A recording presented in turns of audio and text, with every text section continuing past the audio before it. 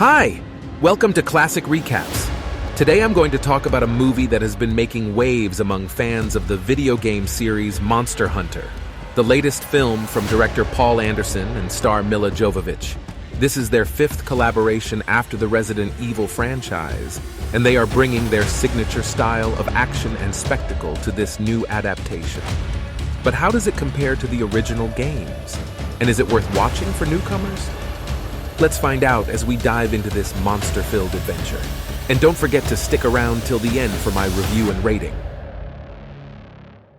The world around us is not as straightforward as it seems.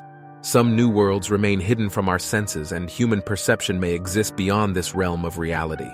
In this new world, a ship can be seen traveling in the desert as though it is floating on water. On the ship, a brave young man, Hunter, and his crew, under the leadership of a person referred to as Admiral, are traveling to a nearby large tower where thunder lights are striking.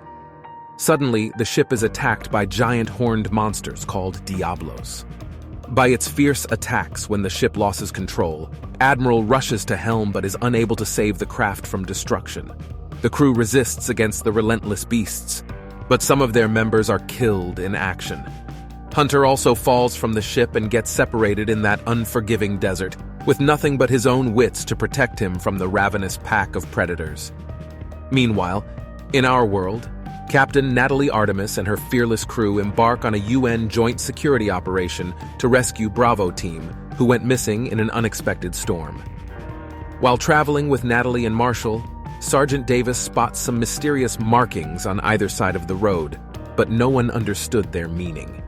Axe and Steeler follow the captain with a fully armored car and reach the place where Link has found the tracks of the Bravo team. Before they can comprehend what has happened, a fierce storm emerges out of nowhere, forcing them to retreat.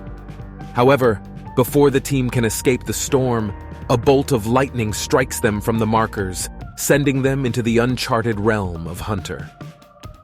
As the group slowly regains consciousness, they are surprised to see towering sand dunes.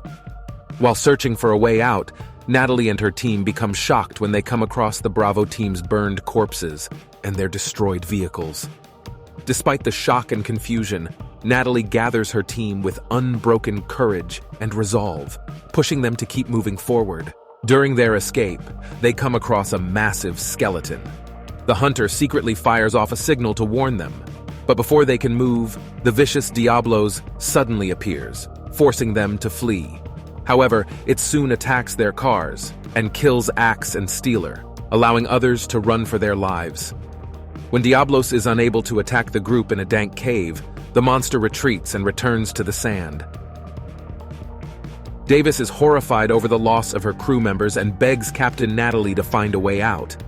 Natalie encourages them to stay strong and fight like a true soldier who never cares about the strength of their enemy. However, a venomous, spider-like species, Nerscylla, suddenly attacks Natalie, knocking her unconscious to the ground and leaving the crew anxiously using their weapons to protect themselves. Although they managed to escape the cave alive, the team's armor was not enough to combat those monsters. Marshall meets a horrible end in the jaws of a giant Nerscylla, while Link and Davis fight till the very end. When Natalie awakes, she finds herself ensnared in a sticky Nerscylla web. After breaking the web, she becomes shocked to see her crew members dead. With no other option, she collects some tools and tries to escape. On her way, she finds Link, who is just barely alive. However, soon the poison overtakes his body, and then a Nerscylla instantly eats him, compelling Natalie to run for her life. With no other choice, Natalie fights the beast with every ounce of her strength and somehow manages to escape their cave. It turns out that Nerscyllas only hunt at night because they cannot bear the sunlight. Even though Natalie is wounded and alone, she still refuses to give up and treats her injuries with gunpowder. Afterward, she sets out to face the final challenge as Diablos is still in the sand. Full of hunger and thirst, Natalie wanders around the area but cannot find anything useful. Desperate for water, she comes across a graveyard of wrecked ships and enters one of the vessels. Suddenly, she is attacked by Hunter, who is unsure whether to trust her or not. However, Natalie dodges his attacks and begins to fight with him. They both fight neck to neck with each other, and Natalie manages to stab Hunter with his knife. However, after a brutal battle, Hunter defeats Natalie and drags her to his cave, where he hides from Nerscylla. Inside the cave, despite having water within reach, Hunter refuses to give Natalie a single drop. Out of frustration, Natalie secretly begins to cut the rope, while Hunter treats his wounds and prays to his gods. The next morning, Hunter returns after checking on the lightning tower and Diablos. He finds Natalie missing, who suddenly knocks him to the ground and ties him up. But before she can take a sip of water, Hunter kicks the water tub, leaving nothing behind. Natalie gets mad and she ruins Hunter's sacred statues. Hunter frees himself and a fierce fight ensued. During their fight, Hunter fell into Nerscylla's cave. Natalie helps him get out just in the nick of time. To make peace, Natalie gives him a piece of chocolate. Hunter also realizes Natalie is not his enemy and gives her water for saving his life. As they both cannot understand their language, they communicate through signs. Knowing they both need to go to the lightning tower, Hunter devises a plan to use Nerscylla's poison to kill Diablos. Under cover of night, Natalie acts as bait to draw Nerscylla's attention while Hunter has prepared an ambush to strike the monster. In a tense struggle, they succeed in cutting off the venomous body part, and then return to the cave. The following morning, Natalie and Hunter leaves the cave with Nerscylla's venom and set out to the wrecked ship's place. After they set out traps to kill Diablos, Natalie begins to practice her combating skills, while Hunter also shows her how to wield heavy weapons like a pro. Later, after drawing Diablos' attention, Hunter shoots a poisoned arrow into its eye, but the monstrous beast remains standing, furious, and even more dangerous than ever. Natalie rushes to the vehicle nearby and uses a machine gun and a missile launcher, which barely affects Diablos. It looks like all hope is lost, and our heroes are destined to meet a gruesome fate. However, Hunter charges forward and stabs a massive sword deep into Diablos' head.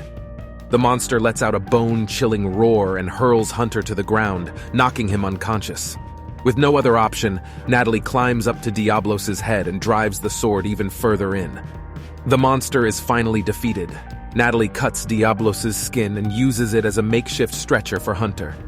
They head towards the tower. When Hunter begins succumbing to his injuries, Natalie is forced to stop amid a raging sandstorm to treat him. The next morning, Natalie wakes up all covered with sand and helps Hunter to get up again. On their way to the lightning tower, our heroes come across a forest inhabited by a grass-eating species, ferocious.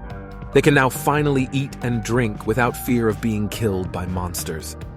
Later that night, the forest is attacked by a dragon called Rathalos, causing ferocious to go wild.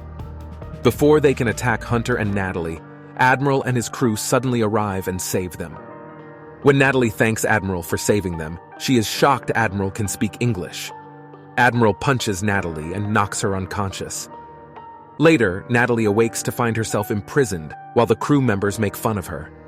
Soon, Hunter arrives and frees her from the prison. After unlocking Natalie's cuffs, Admiral apologizes for misjudging her. He says he learned English from the other men who traveled to his world. According to remnants of an ancient civilization, a sky tower lies at the mountain's peak, which serves as an open gateway between the two worlds. To protect their technology, the ancients had placed a Rathalos, the most fearsome creature imaginable, to guard the tower. The ancients used the tower to travel between the two worlds until a catastrophe occurred.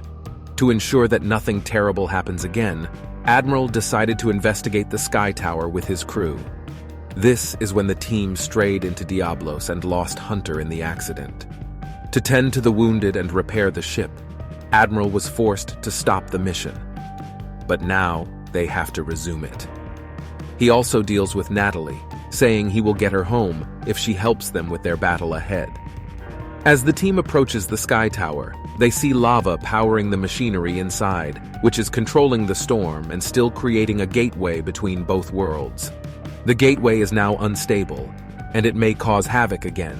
Soon the team is attacked by Rathalos. The beast rushes to them with its force and power.